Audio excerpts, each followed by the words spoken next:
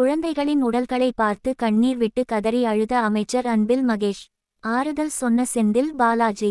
தமிழக வெற்றிக் கழக தலைவர் மற்றும் நடிகர் விஜய் பிரச்சாரத்தில் ஏற்பட்ட கூட்ட நெரிசலில் 9 குழந்தைகள் மற்றும் 17 பெண்கள் உட்பட 40 பேர் உயிரிழந்தனர்.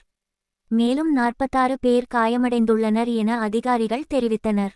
இந்த நிகழ்வு செப்டம்பர் 27ஆம் தேதி நடந்த விஜயின் உரையை கேட்க கரூரில் மக்கள் திரண்ட போது ஏற்பட்டது.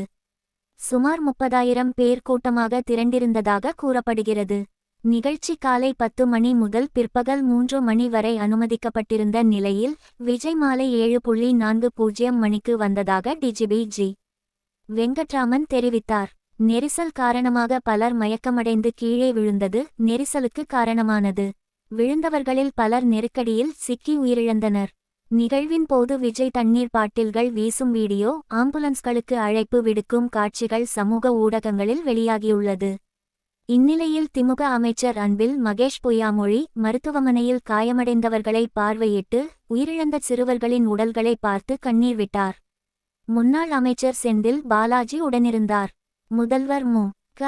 ஸ்டாலின் ஆழ்ந்த இரங்கல் தெரிவித்து உயிரிழந்தோர் குடும்பங்களுக்கு 10 பைசா லட்சமும் தீவிர சிகிச்சையில் உள்ளவர்களுக்கு 10 பைசா லட்சமும் இழப்பீடு அளிக்கப்படும் என்று அறிவித்தார். மேலும் ஓய்வு பெற்ற நீதிபதி அருணா ஜெகதீசன் தலைமையில் விசாரணை நடத்தப்படும் என அரசு அறிவித்தது.